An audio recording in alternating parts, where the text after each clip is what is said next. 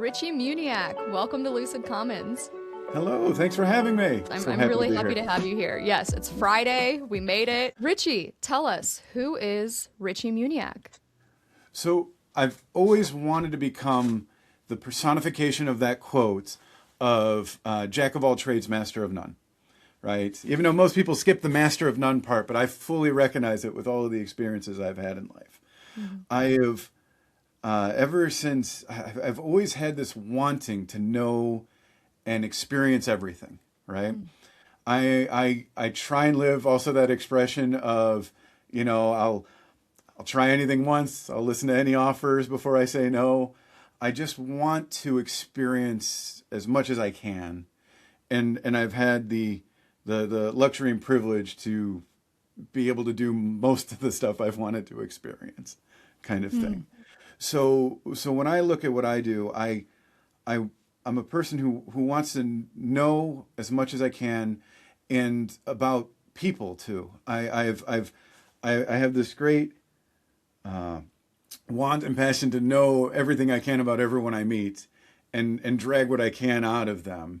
In a sense, what you're trying to do here too, right? I love that. I love meeting new people. I love learning what they've experienced. Selfishly a little, so I can see like, oh, maybe I want to now experience that too. For instance, the first question I ask everyone I meet is, what are your hobbies? And I always dig at least one layer. And by everyone I meet, in my job, I used to do interviews. So I have interviewed hundreds of people, and that was still the same question I ask even in interviews. And I've always learned I always dig one question deep, like, because I have heard the range of hobbies I've heard in my life. From, when someone says reading, I always have to ask what genre, what books have they read recently and all that. I always got to go that one deeper too. And it's so fun. And I love it when people give me multiple hobbies too, because then I'll always pick whichever one I know the least about and ask about it. So have I asked you what your hobbies are? I had to have. I'd like to think I feel like you would've. did when we first met, and at the time they were kayaking and yoga. That's right. You were outdoorsy. Yeah. Yes, walking the dogs. Yeah. In Ah. my mom life now, I can't say that I've practiced yoga or gone kayaking in quite some time, but that's okay. We will get back to those in a different season of life. Yes, you will. And it'll be more Yeah. fun when you have the kid along. Yes, exactly. Yes. Okay, so let me flip that. So I wore this shirt on purpose, my geek shirt here, kind of thing, because I've always been an unashamed geek. So my hobbies, the one I always list is video games. I've played. I always said I've been saying it since a kid. I have like video game ADD. I want to play them all. You'll notice the theme here. I've wanted to play them all, try them all. So I have every game system you can imagine here and more.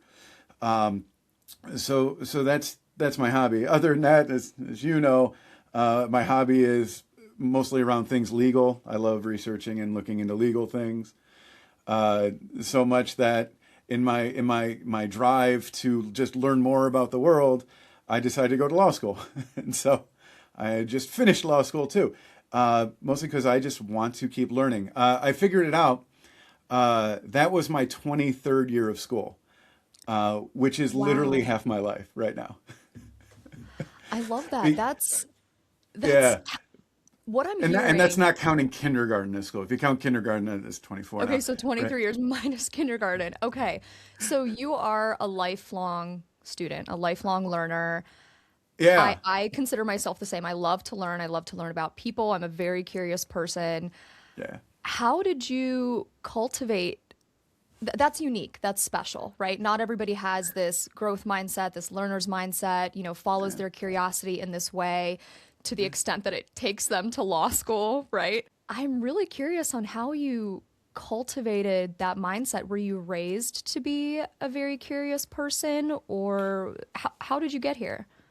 yeah. No, I mean, I think like most people, I can easily point to the habits and traditions my parents instilled in me to get me to there, right? Um, for instance, in tech, I always point out that I've always done well in tech, programming and all this. My father was a pattern maker, which is an old trade that's no longer even a thing. And what pattern making is for the audience and all that is imagine you're in the Navy, you're on the ship, you're on the ocean, and a door hinge breaks, right? Nowadays, I'm sure the Navy can still somehow call Amazon and get a hinge droned in, right, for $2, but not in the day. So my dad would have to make a mold of a current hinge and then refabricate a hinge to put onto the ship, right? So that was the pattern maker. My dad was making molds of things to recreate things. And then my mother, I love to point out, was a programmer for Reader's Digest in college, right? She was punch card programming. You ever see the whole punch cards and all that? Yeah. And so I got her, I'd like to think, the analytical mind and the pattern recognition mind from my father is what gave me all the skill sets to succeed. But my mom was a lifelong learner. She went back she stay-at-home mom, like most moms in the 80s, and went back, though, for education and heavily focused on education. My mom was elected for the school board of Brunswick for 24 years. Wow. So that was from like the entire time I was in school. I got to hear, oh, is your mom the one on the school board? Yes. And I got treated a little different from the teachers. It was fun. So seeing education from that side really pushed. And I should point, I actually, because of that, I was on the school board. I was on the Medina County Career Center School Board for, I forget, it was either 7 or 8 years because of my love for education. And that's what got me to, I still want to do it. By the way, it was law school or med school. I couldn't decide, so I went. I had the same problem in undergrad. I was bio pre-med that's right, because before your I health was background, nursing. right? Yeah, Yeah, that nursing would've background. But before I decided on nursing, I was bio pre-med, and I don't know. It's interesting. Yeah, like law school or med school. Like what drives us? I don't know. The more I say it out loud, and the more I talk about my journey, and I hear about your journey, I'm just like, what is something wrong with it? Like, are we just following our curiosity? Is it that literally it? We're addicted to learning. I think I might be addicted to learning. I 100% would say I am. I love it. Yeah, yeah. I And love learning everything. to your point about, jack of all trades, master of none, you mentioned pattern recognition. That's what we're masters of, right? Generalists, I think, are masters of pattern recognition and being able to connect dots that other people or specialists otherwise would not be able to be, right? Or not be able to do. I'm curious about this service on the school board. What did you learn throughout that experience? So it was an amazing time. So the mechanic, so a career center, for those who don't know who's listening, maybe not in Ohio, is our sort of vocational schools. So they're secondary schools in Ohio. They're your 11th and 12th grade years.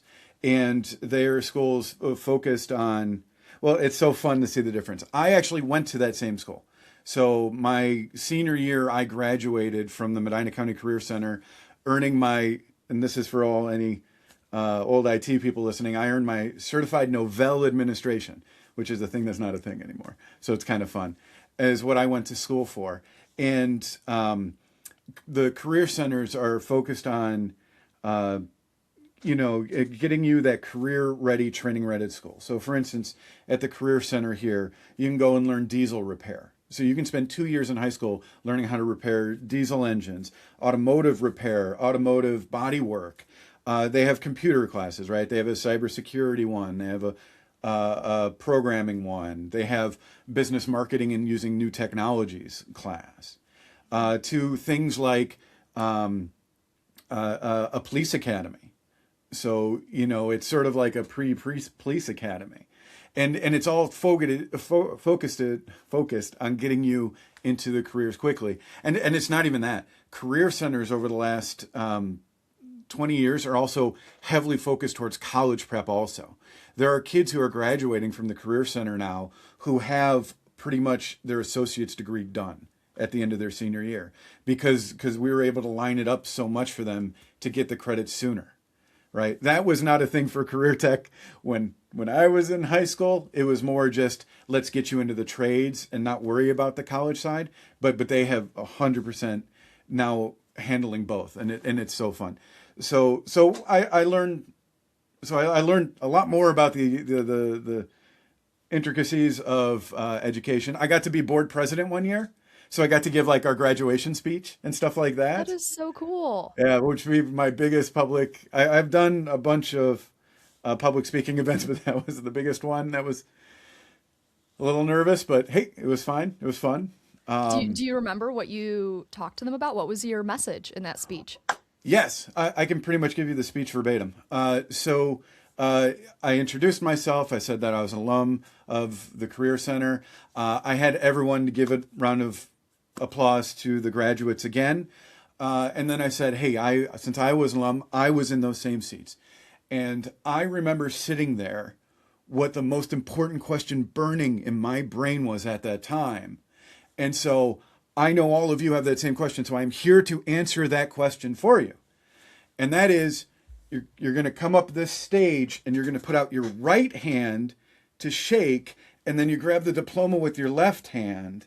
And then you just keep walking. And that's it. So remember, right hand shake, left. They don't tell you that for some reason, but that's it. Right hand shake, diploma. And then you'll be off the stage and you'll be fine. That's it. And then, of course, it took them a second to realize I was sort of making a joke. The kids laughed before the audience, which cracked me up. And then I said thank you and left the stage. It was so, I am for public speaking, right? If I have to give topics and all that, I give.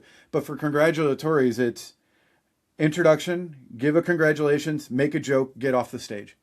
And I've done that a few times where I've had to. Beautifully simple. Yeah, I had one teacher come up just laughing, shaking my head, saying it was the best graduation speech he's ever heard. So. Well, I think why it's the best speech she's probably ever heard. It's the way that you immediately can just get up there and relate to the audience with the joke that you made, because I think of crossing the stage when I was graduating law school. And I had so much anxiety just waiting in line. Now, mind you, I was like 9 months pregnant, like waddling across the stage. In my mind, I had so much anxiety about like, oh my God, what do I do with my hands? Where do I turn? Where do I face? Am I on the X with, the tape on the stage? Yeah. Like the hooding thing. And yes. And I was just replaying it in my mind, like so nervous, just wanting to make sure I got it right and not trip. Right. And that's literally all you're focused on when you're walking up there to cross the stage. I forgot to like turn and wave to my family that was like trying to take pictures, because I was just running this through my mind, like, oh my God, am I doing the right thing? I don't want to trip.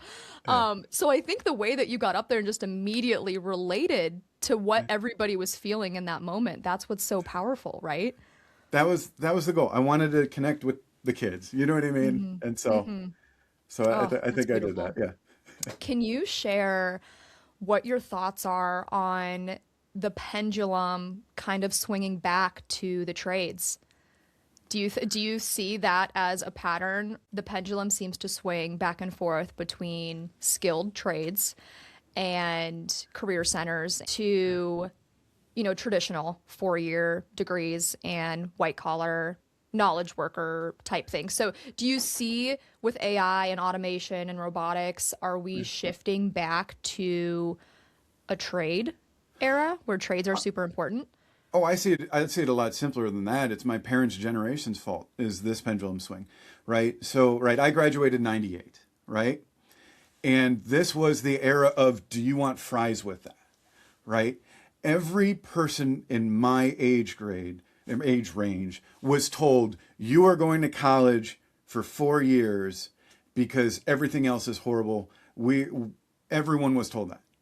So it's not weird to me that there's now a whole bunch of people retiring from the trades and there's no one in sort of the 30s, 40s to take over, because we were all told not to do that.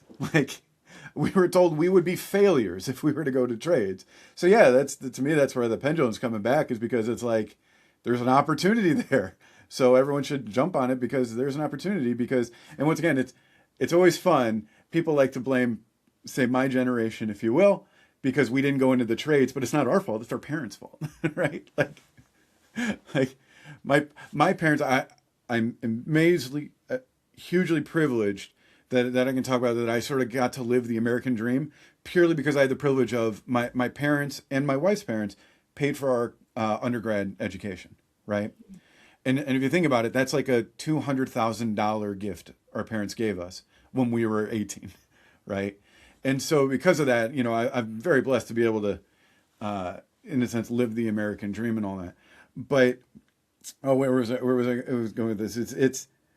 But it's all the parents' fault, right? My parents they wouldn't have let me go into the trades kind of stuff. With the one exception, my dad said that he would buy me any car I wanted if I would enlist in an officer school for any military branch.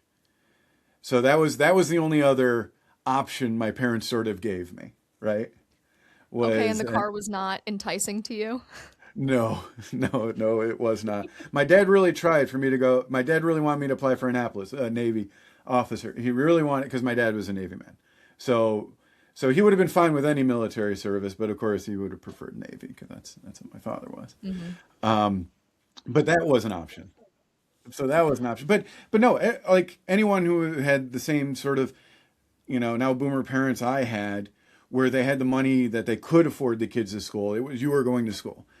My father was, I got C's and barely did well in school. You can do much more better than me, so you now have to do much more better than me, right? Was the messaging from my father. So the trades coming back makes a lot of sense, because there was a good 20 years there where you were looked down upon if you went into the trades. So So getting to the current cultural conversation then, do you have thoughts on what what does clarity mean to you? yeah, And what moment of clarity do you think we're having in society right now, or we should be having? I like the should be for this clarity. And this is where I need you to hold me accountable if I am getting a little too boomerish here, okay? Okay.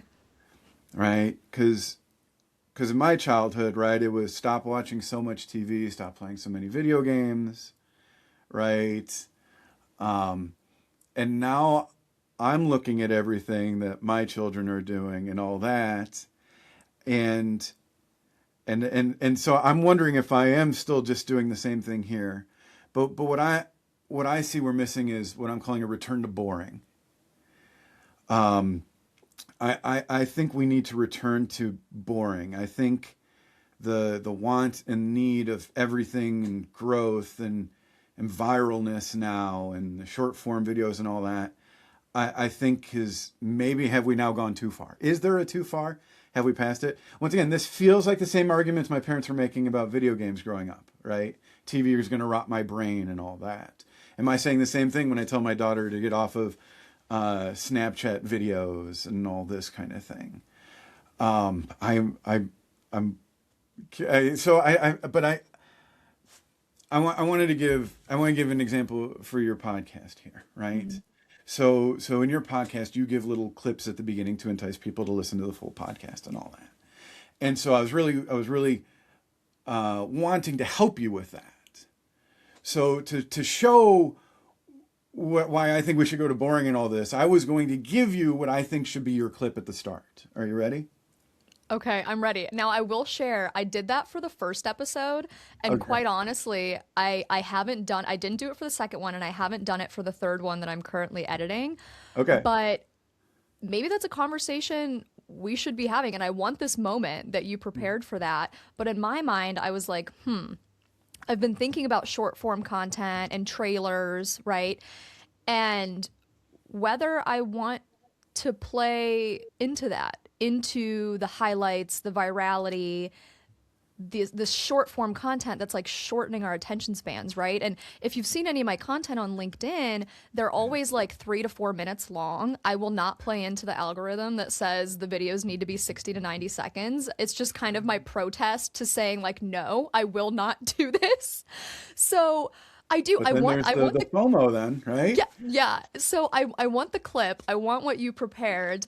But I will say I'm back and forth in my mind on whether I want to create those kind of short form trailers and viral moments at the beginning that entice people. Because my second episode was just intro music, right? I got a Yeah, beat yeah, yeah. made, and it was just this beautiful, like lovely intro music. Um, so we'll see.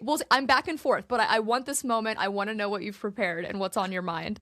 So with all of that evidence I just told you, there is a huge logical conclusion that I believe you'll understand also, that I fully believe that all newborns should have at least one toe clipped off at birth, because all of that evidence leads right up to it. I think I laid it out perfectly. So I don't know how you can not get to that conclusion. I think you would agree. So that's why I think I think that evidence speaks for itself. I really do. Okay, now I'm curious.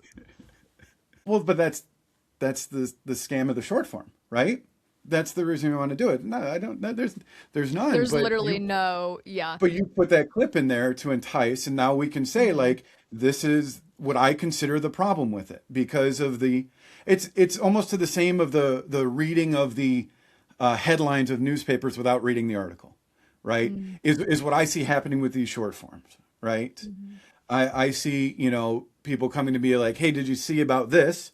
And they'll show me the title or the short form video, but you get to the full video and they're like, but wait a minute, read it. So that's what that is, right? That is to I was trying to figure out how I can entice people to be like, what is this guy going to talk about that he gets to there?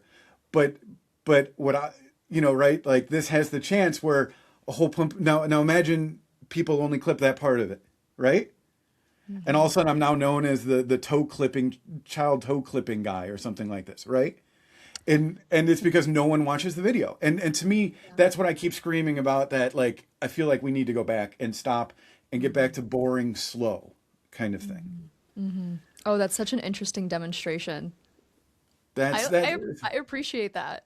Yeah. Now now I want to create a trailer that like this is the very first thing that people are gonna hear. And I If don't it know if works out it's when I good. become the child toe clipping guy because of this, whatever. I mean, whatever. That's Right? so Kind of funny. thing. I don't know. Yeah, I'm like, I wonder if I heard that at the beginning of a podcast, would I want to listen more? Or would I be like, oh my God, this is not for me? Well, there's that. There's that, right? There's that line, right? What is it? What hooks people in? And there are now probably tens of thousands of people posting videos every day trying to figure that out. Trying to figure out what is the controversial thing, because it can't be a mundane thing, right?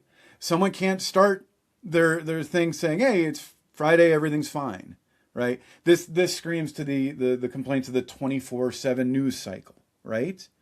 Right? Like the old news line, if it bleed, it leads, right? Kind of thing. And if you have to fill 24/7, you need to find a lot of blood or make up the blood, kind of thing, right? And so that's where the screams are going back to boring. Like I don't like only talking headlines to people.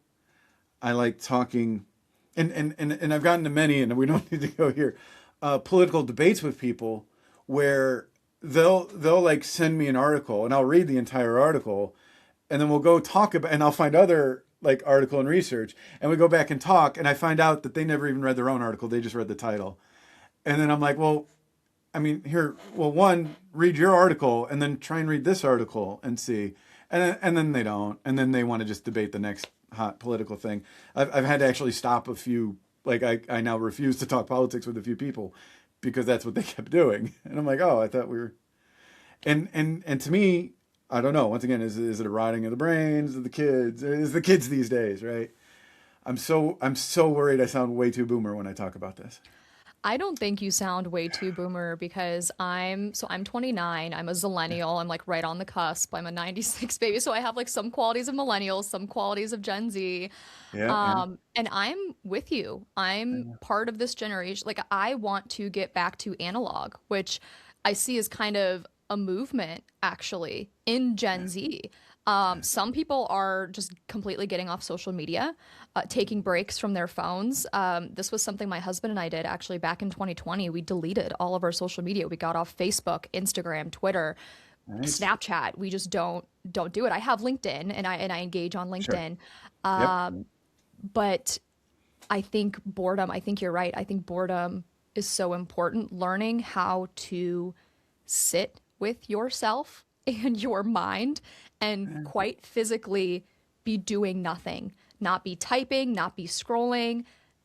And I just think we don't know, or we've lost the ability to find joy and creativity in just sitting and being with ourselves and not always doing, right? We're always human doing and rarely human being. Like we don't know how to just be.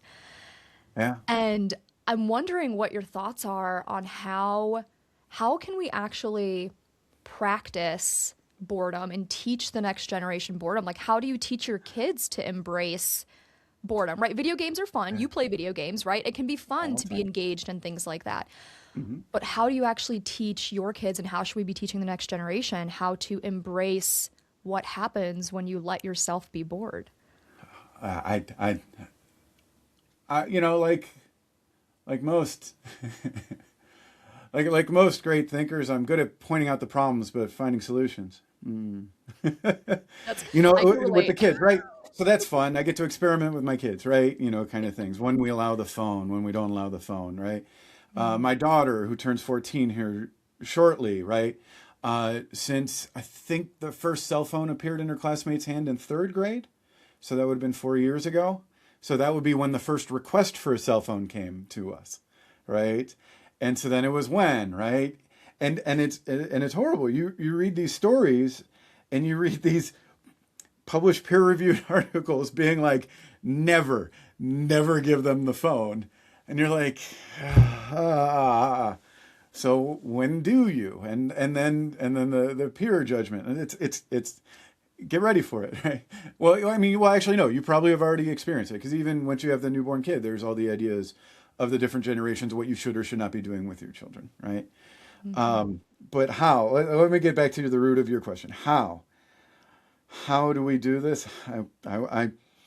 Jack of all trades, masters of none. I think we want to go back and find the experts and ask them and listen to the experts, which of course is, I think, a big issue we have in society right now of not listening to experts.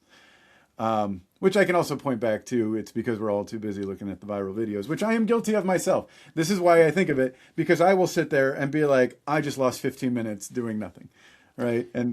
Yeah, And that, yep, that's so relatable. That was part of why we had gotten off of social media. I just yeah. my screen time, I think that was right around the time that Apple, the iPhone came out with that screen time feature. Mm. And my screen time report would show me that I was on my phone on social media for 6, 7, 8 hours a day. And to Yeah. me, Yeah. I'm somebody that, like, just through reflection, and I've learned that I'm very sensitive to autonomy, like feeling like I have a choice, and, just feelings of agency. And to me, I felt like, oh my God, like I'm getting sucked into something involuntarily. Like I am, look, I'm scrolling, I'm doom scrolling for 6 hours a day. Like, what is that? What even Yeah. is that? You know? Yeah. And I could be doing so many other things with my time. I could be reading, I could be out kayaking, I could be doing so many, picking up a new skill, right? Yeah. Yeah. The Yeah. time that we lose, time is just so precious. And I think to me, it felt, how can I possibly waste my time staring at this tiny little box all day? Like, not Yeah. even valuable content, right? Like, just slop. And now we have social media feeds that are like full of AI slop. And Yeah. and that's a whole Yeah. like rabbit hole that we could go down too. Sure. It's so interesting. Like, one thing that I learned in law school, and I know you liked leg reg too, so I know that you're gonna vibe My with me favorite on class. this. My favorite class. Yeah, same. So the power of words, and if you think about it, Yeah. it's literally called a feed. They are feeding us, right? We Yeah. don't have to, if you Yeah. want to get down the big tech rabbit hole, we can, but like, Yeah. we are literally, as a society, being fed and consuming, engaging, usually, like you said, polarizing, controversial content that Yeah. is preying on our biology, right? Yeah. Fear-based, you know, I just, And I don't know what and we do with that. Like, we have this awareness, right? We have the awareness, but what do we do with that? Is it individual? Is it like macro, societal level? Like you said, we're thinkers, but we need to be doers. Let's brainstorm. What do we do well, now? of course it's really hard, because it gets, because you'll quickly butt up against, not get too law, butt up against things like, we love our freedom of speech, right? We want the individuals to be the ones who turn off the devices, and anytime you talk about this, anytime you get close to the government turning off devices for people, that infringes on something that is deeply American, right? And I truly believe in too. I I guess I'm going to go back to something I said earlier for my solution. My solution is, I see the degradation of our education system. I see the push to privatization for just cash grabs for people instead of, I don't believe the private institutions have really the best interest of education anymore. By definition, they're private industry. That means their goals are profits, right? Slightly different arguments for parochial schools, I can say that, but private education's goal is to stay in business, right? But I see it as the degradation of education. To me, the biggest push there was a fun thing. I was never a big fan of what was it, West Wing? Did you know the show The West Wing? Huge in the 90s. It was presidential drama and all this kind of stuff. A lot of people my age and older quote West Wing and all this kind of stuff. I was never into it. Other than someone showed me a clip of Rob Lowe was on that show. And at one point he makes this big argument that Teacher of the Year should be the biggest competition of the year. Education is the most thing. And Teacher of the Year should be like a big national competition everywhere that the best and everyone is fighting and rooting for. Bigger than the Olympics is trying to win National Teacher of the Year. Should be the biggest thing in our country. And to me, I'm 100% for that. I think it's education. And I'd like to think that education would get us back on the right path of better critical thinking skills and all that. God, there was a study I was just reading that shows that the kids in schools now are all testing worse in everything than like 20 years ago. And it's hard not to point to tech being the issue of that, right? Mm-hmm. Mm-hmm. So that's to me. I guess if I have to give a fix, I want to see education being back and put on a podium in our country, because it's not. It is. It's almost looked down upon now. Yeah, I'm with you 1,000%. I think how we compensate teachers and how we teach, how we treat teachers is a reflection of how much we value education in our culture. And that's disappointing, right? Because it's literally the most important thing. That's one thing that I've learned since becoming a mom. It is the thing. It is the most important thing. We collectively are raising the next generation of human beings. Yeah. And I think in K through 12 education, we learn how to memorize and we learn how to regurgitate and we learn how to conform. We don't learn how to be curious and truly be critical thinkers and how to be unique and authentic and how to embrace that. Yeah. And I've wondered, what my daughter's future is going to look like. Like, what is school going to look like for her, especially now that we have AI and AI can do the thinking for us. Ooh, right? So now what? How are we going to reform K through 12 education, higher education? It can start with, reducing like the technology use in the classroom. Well, it first comes to money, putting money back into the educational system, right? Without that, all of this is moot, right? I wonder, have you seen that Australia passed a law where they are banning social media for kids 16 and younger? I pointed that one out to my children. I said, "Hey kids, look at this," I'm curious. What do you think? I mean, talking about American culture, American ideals, individuality, freedom of choice, freedom of speech. What's your reaction to a law like that?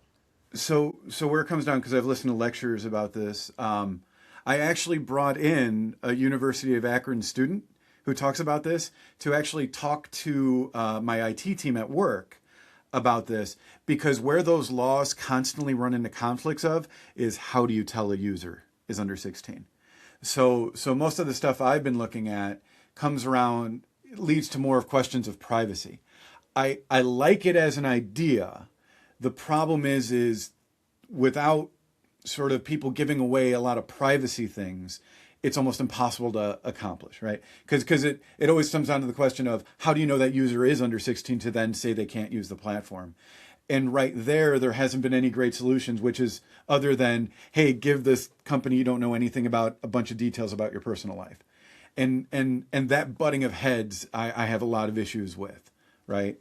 I'm a big fan of being anonymous on the internet. It should be celebrated and not looked down upon as evil, like it now is with a lot of the laws coming out in the States. All right, all under the guise of protect the kids. Give up every bit of your privacy to us so we can protect the kids. I don't like that trade-off. So the law. I like the idea of the law, but in the sense, but it comes down to, is this phrase even used anymore? As a kid, there was always the idea of the nanny state. Like, do you know? Have you that phrase? Right? Is it just kind of like a surveillance state, panopticon type of? It was always used in the method of you don't need the government telling you how to raise your children. Is what the phrase was meant back in the day, and I mean that was the nanny state. Heard that all the time growing up, and so in a sense that's what that law is sort of the nanny state telling you how to raise your kids, kind of thing. But it's such a hard one. Once again, it's easy to point to problems, but I like the idea because I think it's true. I think social media is insanely harmful to kids, and now where that line is, 16, is that the right line? Whatever, you have to draw a line somewhere. I don't want to fight that the line is in the wrong place. So I like that idea, but yeah, the government forcing, but then how do the websites know who it is the bigger issue I see. And once again, I've heard lectures on. In thinking about anonymity online, that's really interesting. And honestly, before I started this podcast, I was thinking about the idea of anonymity and could I possibly create a podcast where I, as the host, was anonymous, right? Oh. And it was just voices. Imagine, or the guest, right? If the host and the guest were completely anonymous. And now, mind you, there's some people that have very specific voices, right? If I had like RFK or Obama on my podcast, right? It would very obviously be them. But I just as a thought experiment, I thought, what would it actually take and what would it look like? Could I even accomplish that? Like what amount of emails and domain names and hidden emails and whatever, you know what I mean? What I have to create to put something out into the multiverse that is completely anonymous, So it's fun.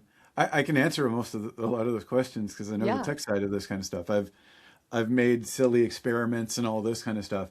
Normally that you could do and stay fully anonymous until you want to make money from it. So that is when the tricks will start having to come in, right? Interesting. Because not a lot of things will allow people to anonymously take payments and all that. Here's where we can talk about the fun of cryptocurrency, but the reality is all of that could be done until you get to the point of money, right? That's where you'll Always run money. as the host wanting to monetize it, right? Interesting. But it would be fun, right? Because the anonymous thing, and the reason being anonymous on the internet is fine, is because you have the critical thinking of if someone says something anonymously, you should critically look at it of why they're saying it, who they are, and all that. And so, because that even gives more weight when people aren't, right? Or maybe should give more weight when people aren't, right? And so a podcast like that would be fun. In my mind, I was like, is it the masked podcast? But then it's like, right? Then it's more like a guessing game trying to figure out the guest. Right. But it would be fun to hear what people would say if they think they are truly being unfiltered, right? Actually, because that would be the fun one. That was my thought. Completely unfiltered, right? Nobody knows who you are. But I think with the technology now and voice recognition and AI, and I think it would be very easy. So I was like, okay, maybe the technology kind of beat me on that. I don't know that I would fully be able to accomplish that. So I know there's a horrible website. I don't know if you've seen it. You take someone's picture and it uses AI to find every picture of them on the internet. I have heard of this. I read about this in, oh my gosh, it was a book by Kashmir Hill. Your Face Belongs to Us. Have you ever read that? No. Oh, I heard about this website. Have you gone on there? And I showed it to like, so every Tuesday I pull in my entire IT team at work and we just talk about tech in the news. So we look up any new tech articles, we talk about, and we don't necessarily talk work related because we try and keep up to date with the latest technology, so that way we have ideas to bring to work, right? Is what we have. And so that one came up, and I was like, here. And so I took a picture of me, right? Like, actually, I took a screen grab of my Teams meeting, of my face right from it, and sent it to it. And yeah, sure enough, it found our website with my photo on it, or about us. It found my YouTube channel. It found some video where someone talked about something I posted on YouTube a long time ago. And it was all right there, boop, boop, boop, boop, kind of thing. Oh, it found a picture I took with me and my daughter when she was a newborn that slightly went viral on Reddit way back when. Wow. What's really funny is I can't even find that picture anymore. And I didn't want to pay for the website to get to the picture. So it's kind of funny. That is so crazy. Yeah, it's a fun one of me holding up a book called How Not to Kill Your Children. And but it looks like a baby book, or How Not to Kill Your Kid. And it's me like reading it to my daughter in her bouncer, right? Richie, that is the most relatable thing that I've heard, most honest thing I've heard from any parent, literally, is that, right? How not to kill your kid. And it's hyperbolic, obviously, but that's one thing. I was actually just talking to another guest about this the other day. I have learned that so much of parenting and becoming a parent is controlling your own emotions and just learning emotional regulation. Sure. And Yeah. creating some space between a stimulus, sometimes an incredibly annoying, shrill, screaming stimulus, and your reaction or your response to that stimulus, right? Yeah. And it's hard, right? Especially within that first year, especially like within the first 2 to 3 months, because you're just like in the trenches, you're sleep deprived. But we are teaching them. I was reading this article about how kids are not born with fear. They learn fear from watching facial reactions and facial expressions from all of the people around them. And that's one thing my husband and I have been practicing is, she's practicing how to walk and she's exploring the world. And when she goes bonk, right? When she goes bonk or she falls, I realize that my initial reaction was, oh my God, oh, are you okay? Right.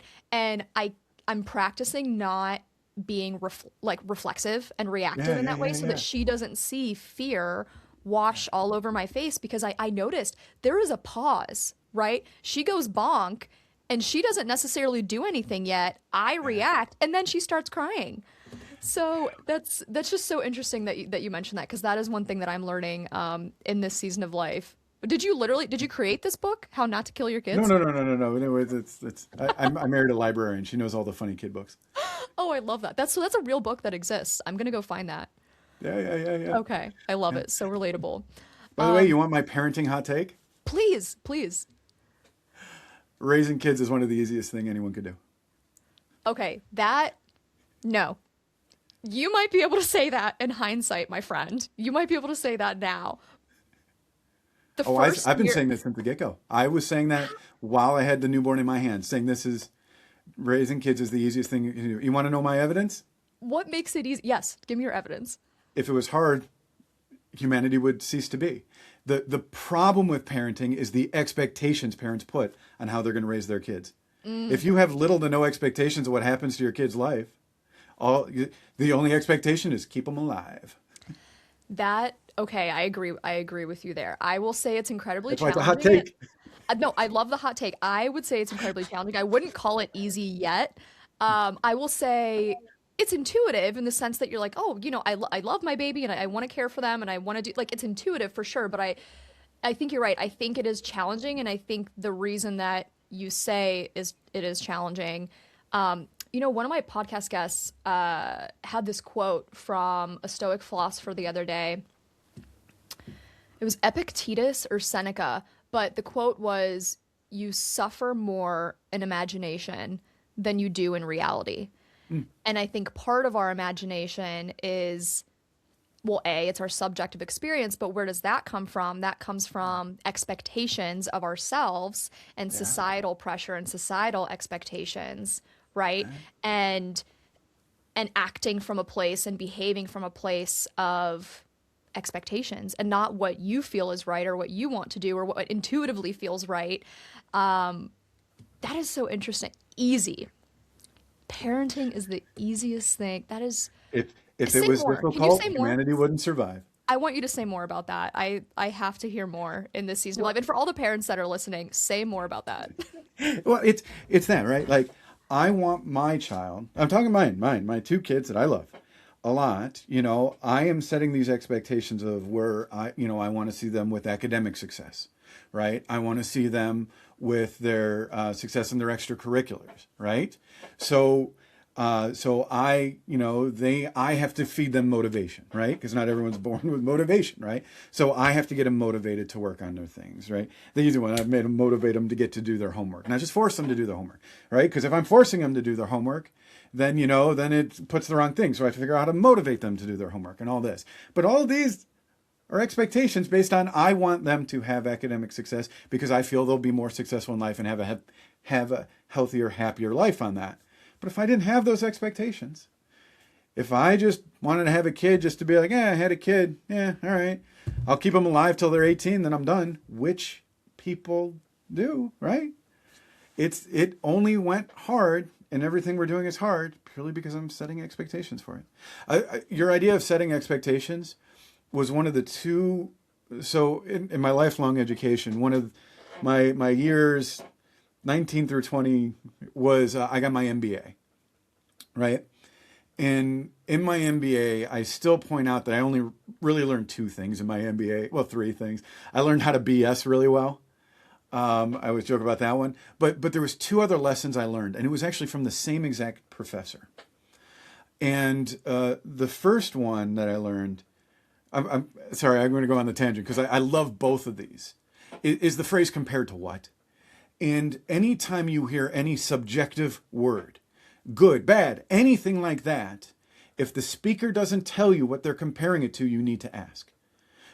My lunch today was good. Compared to what? Right? You just said a subjective word. It is good. It is good compared to what? What are they comparing it to?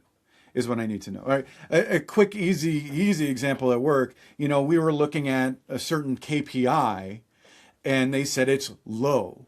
And I said, you're saying it's low. What are you comparing it to know that it is low, right? Because it's just one number. It's not low unless it's low compared to something else. And that's what I needed to hear from them because I found out what they were comparing it to was something that I didn't think they should be comparing it to, right? So that's one of the, but the one to get back to parenting and expectations, it's setting expectations is everything in life. And he was talking in the business context, right? He said McDonald's and franchising. Why does McDonald's do so well? Because you could be in New York, you can be in California, you can be in Arkansas, you can be in Hawaii. You walk into a McDonald's and you know what will happen. The expectations are set at a McDonald's no matter where you are. You will walk up to the counter or the stupid ordering machine. You will order your food, you'll get your food, and it's going to taste as you expect it to, right? You walk into some local restaurant you've never heard of and all that. I mean, you could be walking into who knows what, right? A local restaurant that's known for throwing peanuts at its people, at the guests, right? That's probably a thing somewhere, right? So setting expectations was the other big lesson I learned from my MBA. I tried to hold that into my parenting. What are the expectations I have for my kids? Because I want to show them the kindness. I want to show them, give them range to become what they want to become. But I have those expectations, mostly around school. I'm trying to be even a little looser expectations around school and grades than my parents were to me. I'm trying to show a kindness there. I can relate to that. I have been reflecting a lot on my own approach to education and school and perfectionism and straight A's, right? Gunning for the straight A's, gunning for number one. And to be completely candid, I think it goes back to the expectations that were set of me as a child. Yeah. It was never about the effort or the process or the journey. It was always about the output and the outcome. Yeah, but did you get the A at the end of the semester, right? You worked hard. Okay, cool. Right. But did you get the A? And I remember even having I don't know, like fifth or sixth grade, middle school, straight A's were rewarded Yeah. with things. With, oh, well, if you get straight A's at the end of this semester, you know, at the end of Yeah. this school year, you'll get an iPod. You'll get a new iPod, right? Ooh. And as a kid, that feels amazing. But reflecting on that, and you know, sure, it gives you something to work toward. Okay. But as an adult, reflecting on that experience and reflecting on how I want to teach my daughter about school and intrinsic motivation to learn, right?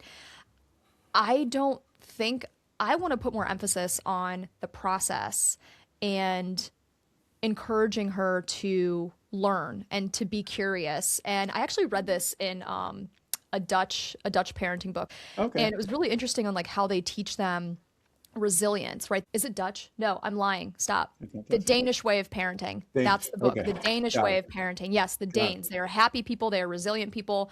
And in this book, there's a whole chapter on resilience. And they basically, and it's not like a reframing into like a toxic positivity type of thing, but they reframe negatives into a positive, right? Like, oh, it's raining outside, our you know, our plans were soiled and blah blah blah or whatever. Oh, well, good thing I brought an umbrella today. Just like a very simple example, right? But they train Yeah. this kind of reframing, and they teach them to focus more on the process and the journey and the effort and creativity that goes into something, and not necessarily on the output, right? Or Oh, the A. And this sure. is so funny. I saw this video the other day making fun of like millennial parents and like Oh, gentle parenting. oh, And instead of saying, I guess now, what we're supposed to, talking about parenting and societal expectations, I guess what we're supposed to say now, yeah. instead of I'm so proud and putting the focus on me and me as the parent being proud of them, we should Okay. we should be saying you should be so proud, right? Teaching Okay. them to be proud of their effort and their creativity and that they learned something new and that they even tried, right? Not Eh, saying, oh, well, because you did this, the output that you get and the reward that you get is me Just, saying, I'm proud of you, I right? get it. It's I flipping get it and it. saying, you should be so proud, which, okay, I will say, I think I really appreciate that millennial reframe as like the gentle parenting. I like that Yeah. reframe and teaching resilience and Yeah. curiosity. I might throw that one in now to my kids too. I kind of like that Yeah. kind of thing. See, we have some good Yeah. ideas, right? Yeah. Millennials, you know, we have some good ideas. So are you a millennial? Are you Gen I X? so right. So it's hilarious, right? So right, that's there's not a strict cutoff. Depends who you look and all this. In most books, they call me Gen X, but it's that whole they talk about there's like a hidden generation that's like half Gen X, half millennial, and they call them Zennials, right? And definitely when people try and describe those is the ones I'm like, yeah, okay, that's me, right? Because I'm born literally like on the cutoff. It's just my wife's 2 years younger than me, and she always makes a list for millennials, so I always make fun of her for being a millennial, this kind of thing. So, but And so she's one of your those quote. kids, Yeah. are they Gen Alpha? Or what generation are your kids part of? Do you know? So it's kind of funny because my daughter fights me on this. She says she's not Gen Alpha. She's what's going to be next or something like this. But I don't know because none of the, it seems, it's hard, I think like the big books, I don't know. I tried looking this up once, but it seems like the sociology books try not to really tag a generation until that generation is like in their 20s to see how they act as adults. So, right. So it's hard to judge, just the kids and all that kind of stuff. So don't know. Growing up, I was told I was going to be called the Nintendo generation. So I used to embrace that, saying I'm a part of the Nintendo generation, because when I was a kid playing Nintendo, we were told that's what we were going to be called, and then all of a sudden became this millennial thing, and we were very upset about that. I So I wonder don't know. some, I don't know exactly. I don't know. But well, she's 14 in a month or two. So we'll see. I'm We'll see what she ends up getting called. I'm thinking about just like learning and just this thread of education and learning. Is there I did. I want to stop because there's one thing I Yeah. want to point up in that time, and I didn't want to get Yeah. lost Yeah, go. about. I have a small, fun, a fun thing that I hope it's not too embarrassing for you, but I have to bring it up. Okay, shoot. When you're talking about, maybe changing your kids, your attitude about Mm-hmm. being like, a gunner, a go-getter at school and all Mm-hmm. that kind of stuff. Mm-hmm. other than hellos and pleasantries and all that, do you know the first actual sentence you ever said to me? In class, for the audience, Tatiana and I Yeah. were in a few classes together. And one class, we were in the front row and she was sitting next to me. Before that, she was always usually like a row behind me or something like that. And I'd say hi and we say hi, I'm but trying nothing to but that. But think. Did I ask you for a Jolly Rancher? Because I know nope. you always had Jolly Ranchers, and I was a big fan. They're good. They're good. I don't know, Richie. I Yeah, can't yeah. remember. I have it written down here. You said, I'm coming for you. And I said, Excuse me? Stop it. Oh my God, Richie, I remember this moment. Yeah, me too. Richie, I remember this moment. And the reason is that was how I found out that I had just won 2 school awards for getting the best grades in classes, which I did not know was a thing at the time. Yes, the Um, Callies. Oh, I found out by wow. you telling me you're coming for me because I got the awards in those classes that you wanted to get. And that was the first substance thing you told me. Look at it. Look at us now, Richie. Oh my God.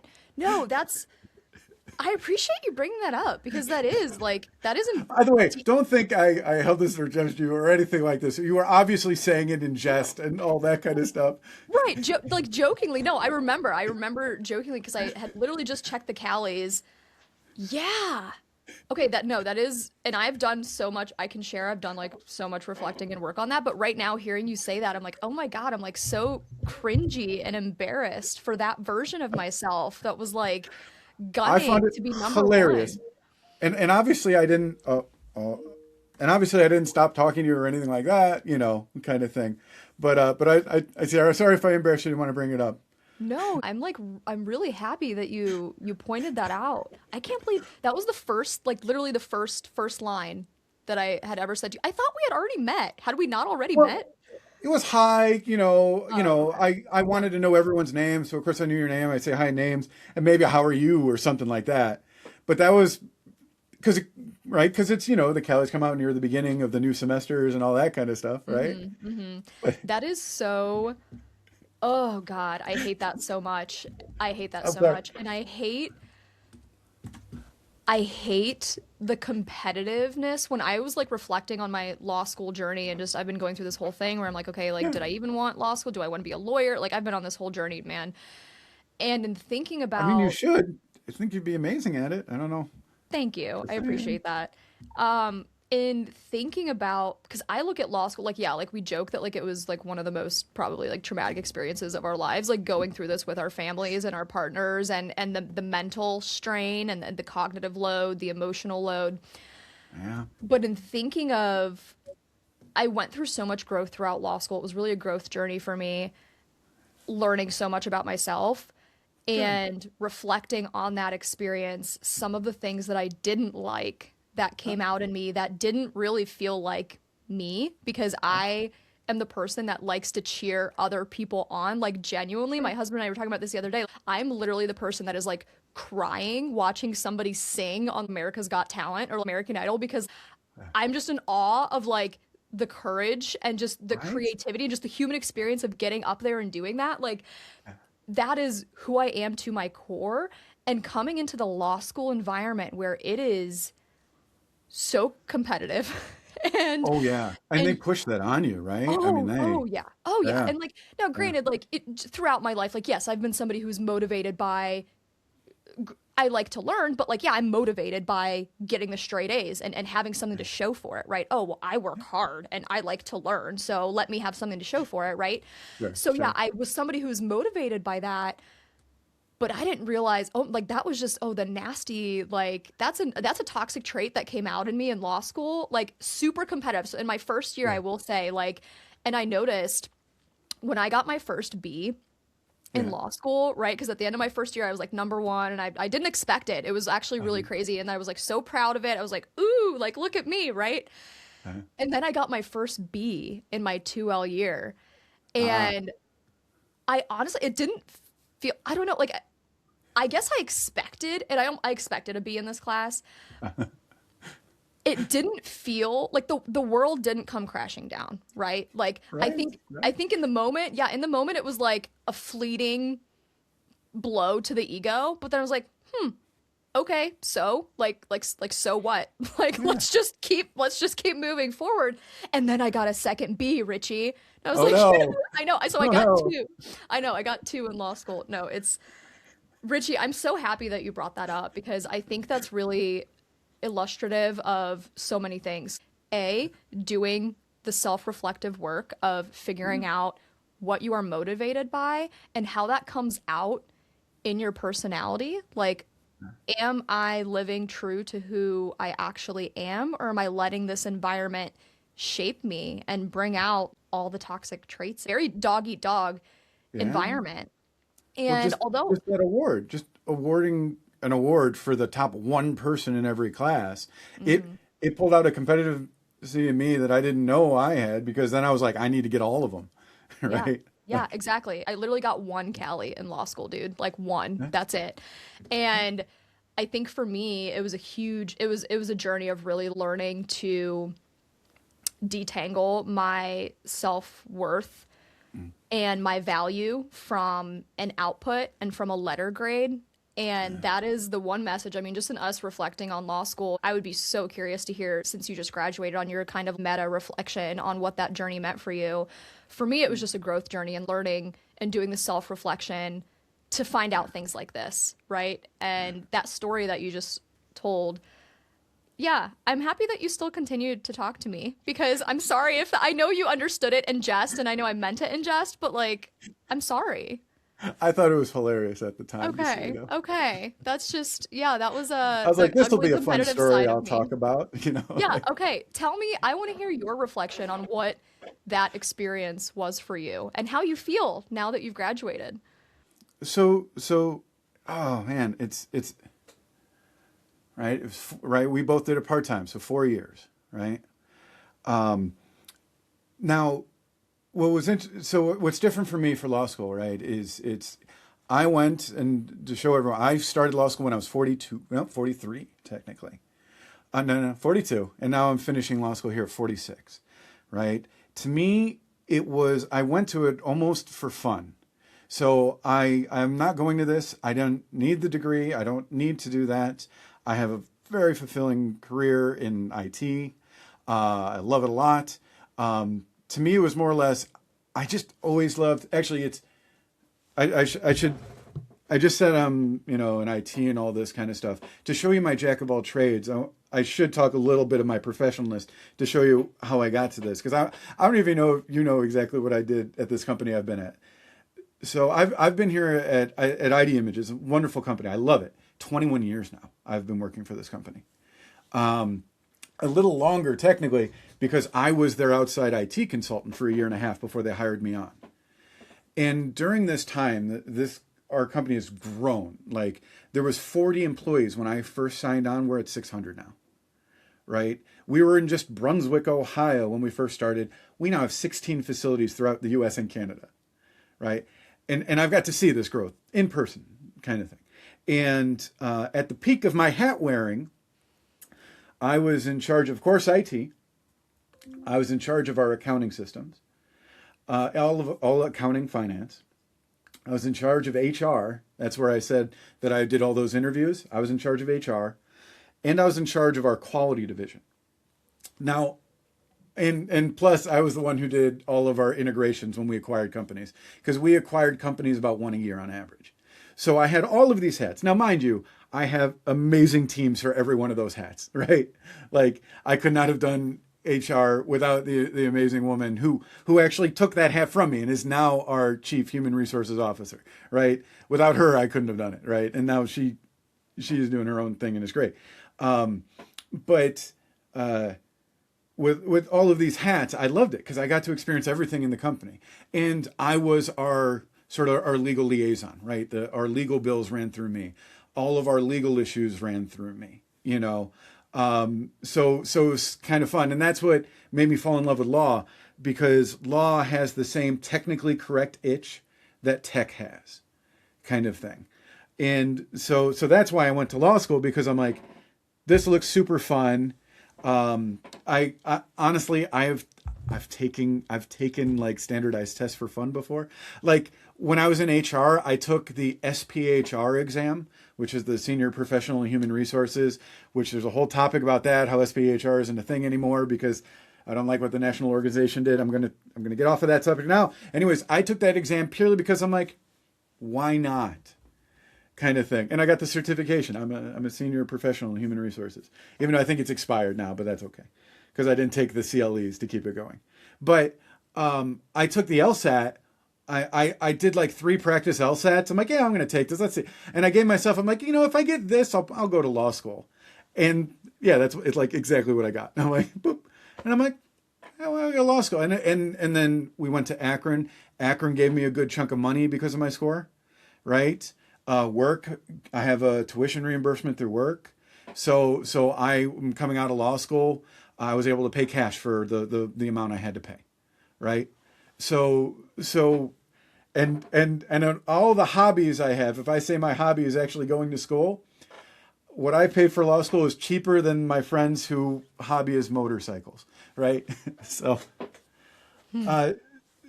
going into law school, it wasn't as high stakes as it was for everyone else, and probably you, right?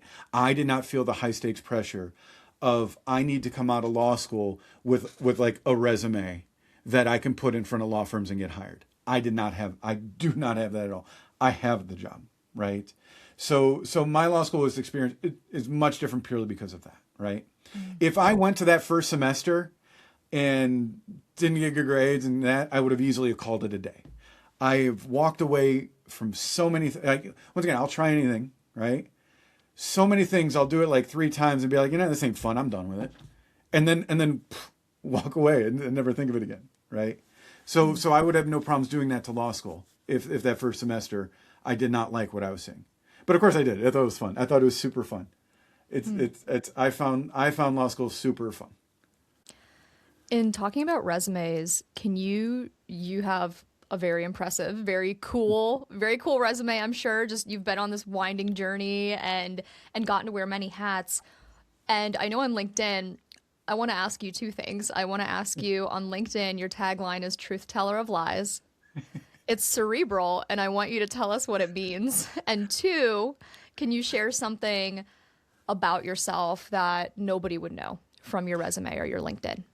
Sure. So the truth teller of lies, I change that tagline every now and then to be some fun. Like, for instance, I think last year it was my mom's proud of me or something like that. And so I was, that one came out because someone called me a truth teller. And that was, I think it was before the podcast, I mentioned to you that I recently had given a talk about AI to the Medina County Economic Development Corporation. So it was a whole bunch of local business owners or people who work in business and all that. And someone afterwards came up to me and said, I felt like I was the truth teller on the panel because it was a panel talk and all that. And so that's why I put that to that. I was like, I'm the truth teller. I'm like, well, that's not funny. What would make it funny? Oh, yeah, of lies. Honestly, I do so much things just because it makes me giggle. And so someone called me the truth teller is why I put that there. But I'm like, no, that's not funny. And so what would be funny? Truth teller of lies. So that's it. I love that. Here's a thing for my resume. Let's see. Should I put? So I wrote down all of the fun hobby things that I've done, right? Over the years I'm proud of. And so I was curious which ones I want to publicly announce. But this one's a fun one. Are you ready? Have you ever thought, I want a new picture of Richie today? Have you ever thought that? You're like, I want a picture. I want a new picture of Richie today. Have you ever? I've never thought I want a picture of Richie today, but quite honestly, I have thought, and I've said this to classmates, I need Richie's sense of humor right now. I need Richie to say something hilarious or witty, because that's one thing that I very much appreciate about you is your wittiness and cleverness and sense of humor. Well, if you would rather just a picture, all you have to go to is Richie.today, and every day it's a new picture of Richie. Are you serious? Like I can look this up right now? Right now.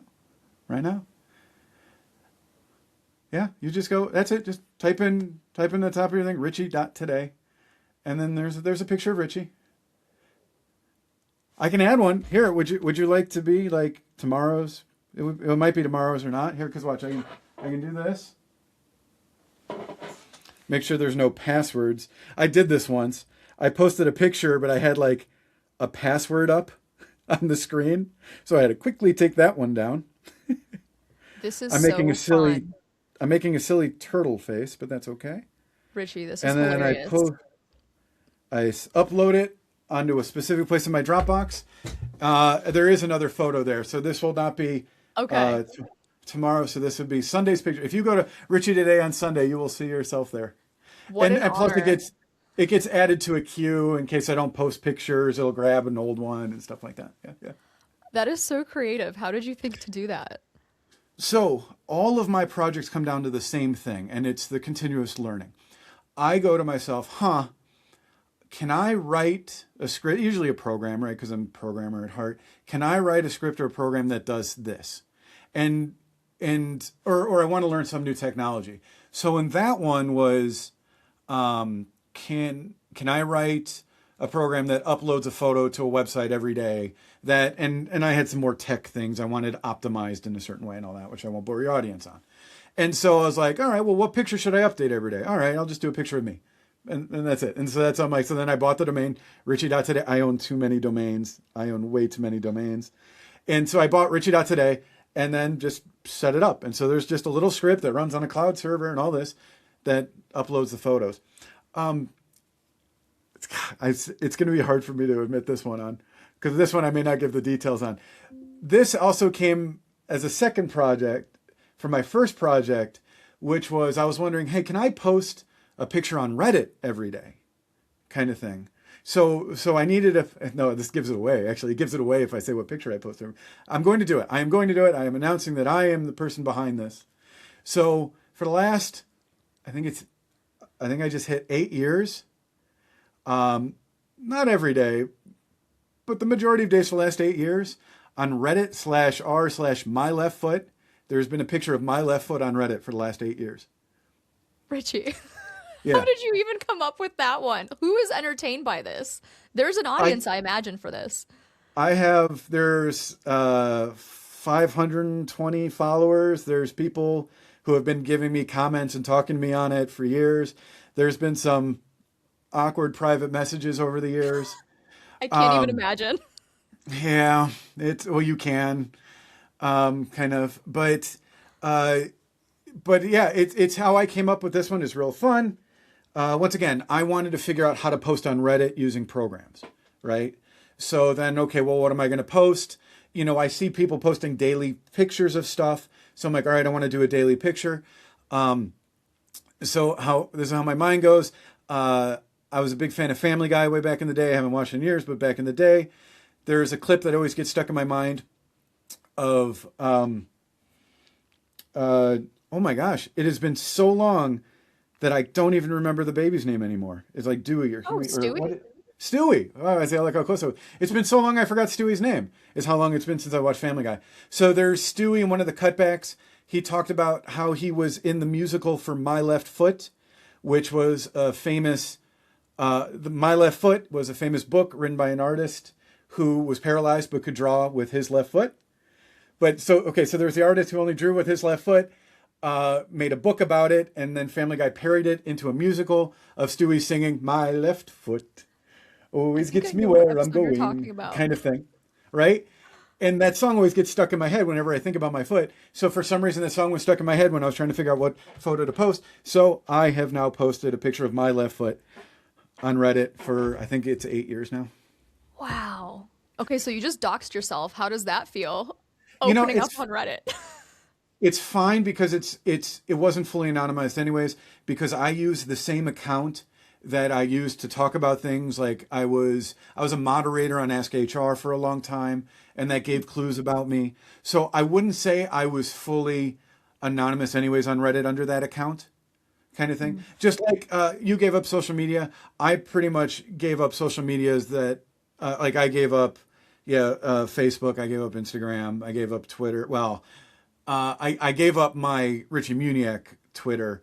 I kept my anonymous legal law Twitter, but I've now since also left that because of that. Right, so I'm on Blue Sky now, and so I've kept my ones where I'm going to say pseudo anonymous, right? Even my blue sky one, like I posted, oh yeah, I don't know. I don't even know if I told any. Uh, when we were in Civ Pro 2, I came up with an idea. And so I wrote to the committee who comes up with the federal rules for civil procedure and submitted an idea for them. Did I ever tell you I did that? I don't think you did. Did they get back to you? Oh yeah, they completely rejected it. But it was fun kind Yeah. of thing. You, what I really respect so much about you, and it's so interesting because I'm figuring out how to do this in this season of life, is you are so creative and have so many ideas and they're just pouring out of you. And this is one thing that I realized about myself. Oh, maybe I've always been an entrepreneur or whatever. I literally carried a little idea book with me throughout law school. Like I just get ideas and I have to write them down. They just pour out of That's me. great. I love And that. it's great. And you seem to have that same quality, but you are an executor. You can execute on these ideas, and you do. And what I am finding that I think sometimes we can fall into being too much of a brainstormer, too much of a thinker, or a strategizer. And I've noticed that my weakness is getting stuck in the execution, almost like an analysis paralysis on every idea. And Yeah. it leads to this web and it leads to this web. And let's go deeper and let's think of A, B, C, D, E, F, G, right? How is it difficult to execute? Like, how do you decide which ideas are worth pursuing and what ideas you want to execute and try and actually put out into the world? So all of the little ones, because I have the list of all of them, right? All of them. The reason I can execute so well is I know exactly why. You ready? I have zero expectations to make money doing them. That is where I see anytime I want to do something where I think, oh, I might monetize this, so I want to. That's where the problems come in, right? Like, and hilariously enough, one side project I did with the idea to monetize it actually worked out very well. And yeah, I used to stream on Twitch and Mixer and all that kind of stuff. That's why I have my lights and all that. And I was friends with this one guy, and he came to me with an idea, and he said, "I'll do the marketing and the customer support. You just program it, and we'll see if we can make enough money." This is when the latest Xbox was coming out. We'll see if we can make enough money so we can each get the new Xbox using the idea, right? After 4 months, we were making enough revenue that we each got an Xbox every month if we wanted, kind of thing. And I got to tell you, as soon as I started making money, that pressure took it from this to this. And I didn't like it. I really didn't like it. And so I've stepped back from that. I just do their books for them. Because I know how to run books for people. So I just do the books for them. They're still going, they're still trying to grow, but I just run the books. But everything else, the execution was that there's fun business phrases of it, right? Like the don't let perfect get in the way of good, or that kind of stuff. By the way, I have a rant on what I call business astrology, which I can do too if you want. Ooh, yeah, go on this rant. I'm very curious about this. So, well, this rant is I've always felt like, so I've been in this corporate world for 21 years. Every single who moved my cheese to every business book traction. Oh my God, I have a shelf of them, because not that I wanted to read them, but I was told I had to read them, of all of the business books, kind of thing. And I do get maybe one idea out of all those business books, kind of thing, from good to great. Sorry, that was that one. That one we had to go all in on, kind of thing.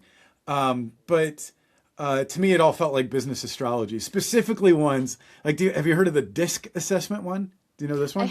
I have heard of DISC. It's like a personality or workforce assessment, right?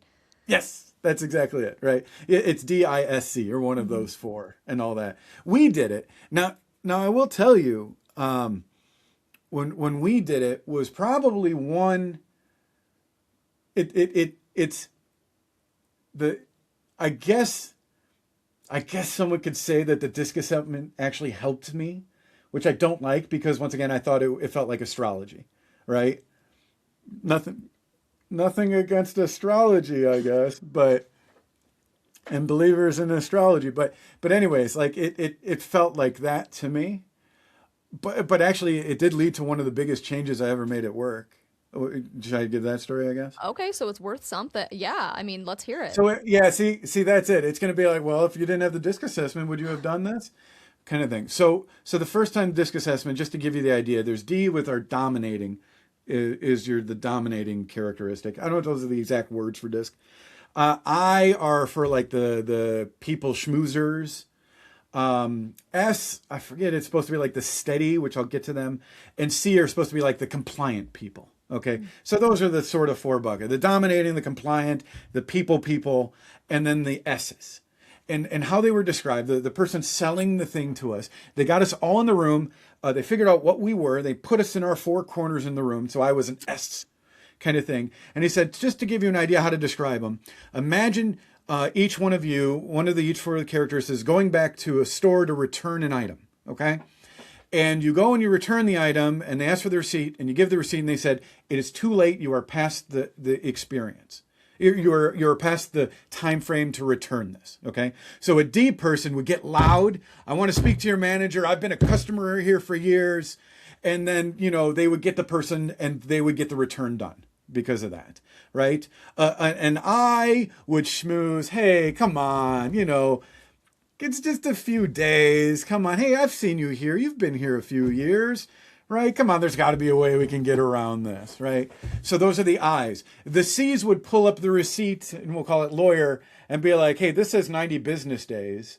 But, it hasn't been 90 business days. It's only been 90 calendar days, right? And then, so those are those things. And then it got to me. Everyone in the room, he describes what the S. So it was me and this one coworker, Paul. And so he goes, and then the S's would go up to the counter, they would say that, and they would be, okay, thank you, and then leave.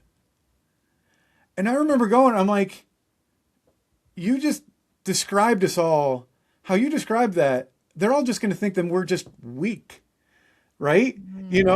Like he gave what felt like positive, but then I'm now in this bucket of that.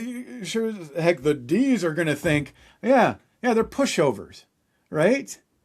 The I's will think like, oh, they can't talk to people. And the C's will think, oh, they're not smart enough to read a receipt, right? I'm like, wow, this test thinks I'm that? Like, That's so interesting. Can we dwell there for a second? Like, yeah, what did that feel like?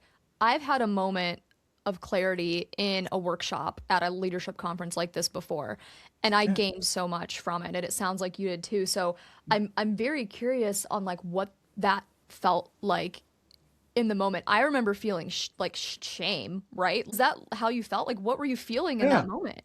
So another thing here in the management team, not really anymore because I'm now old.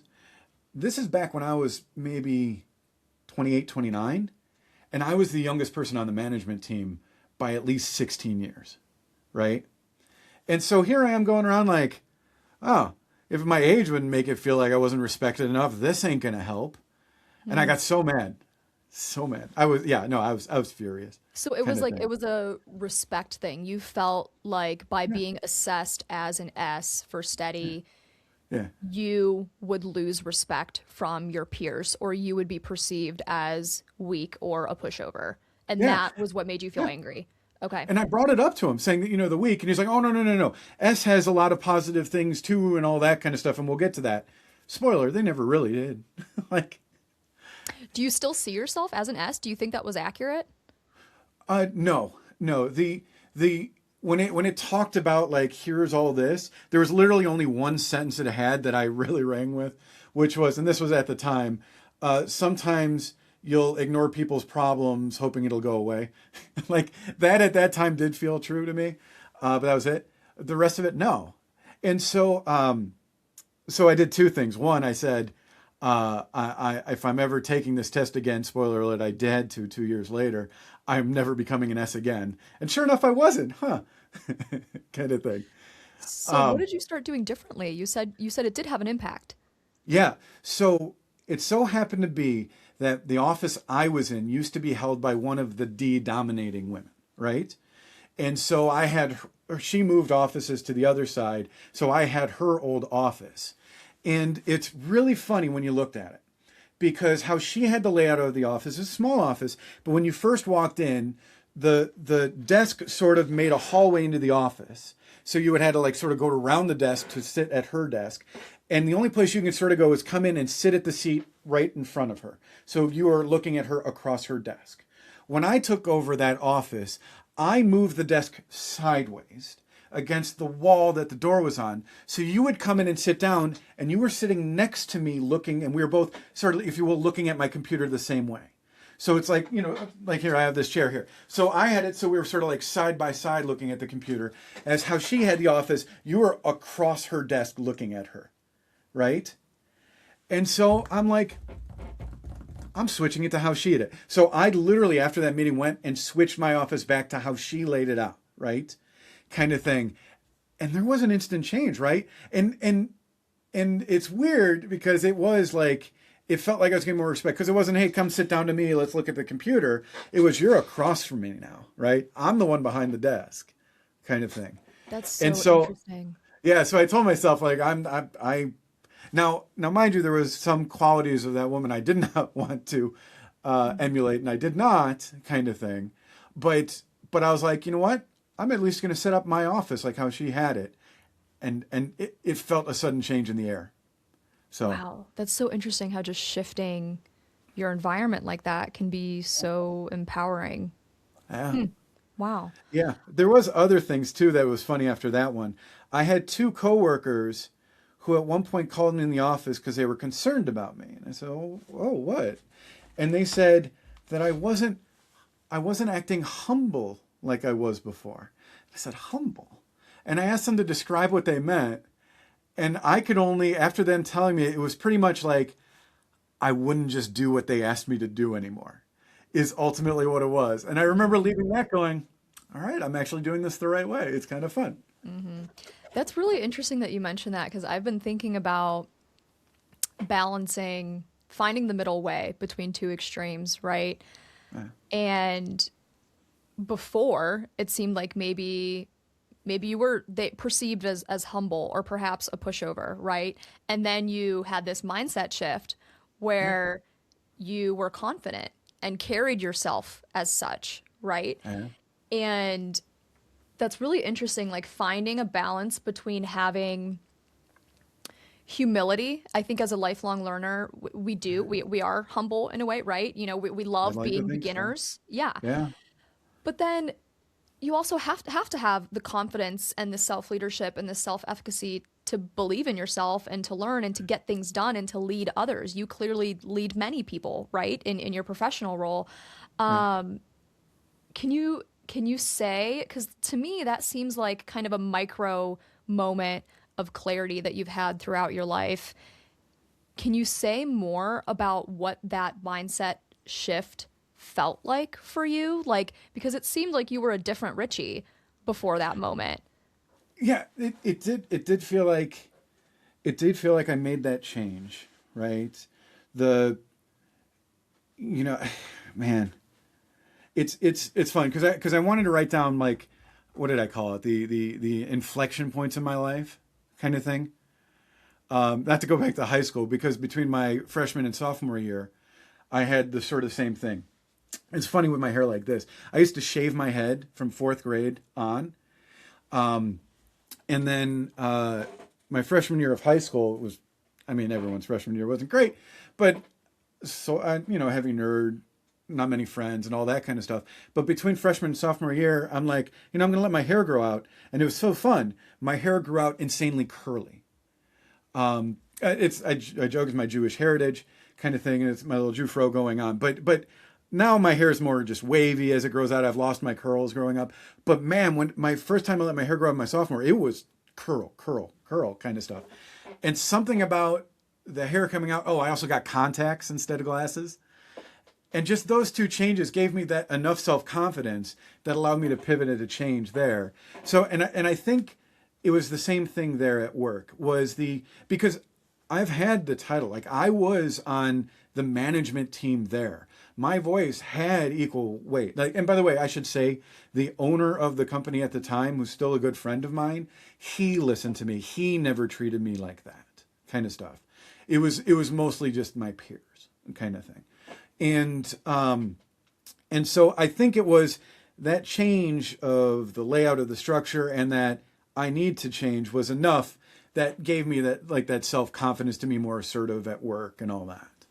So, Was that hard work? Was it as simple as, oh, well, I just see myself this way now, right? When I look in the mirror, this is the Richie that I see, you know? Or what was the hard work of gaining that clarity? This is one way that I view clarity, and share with me if you view it this way.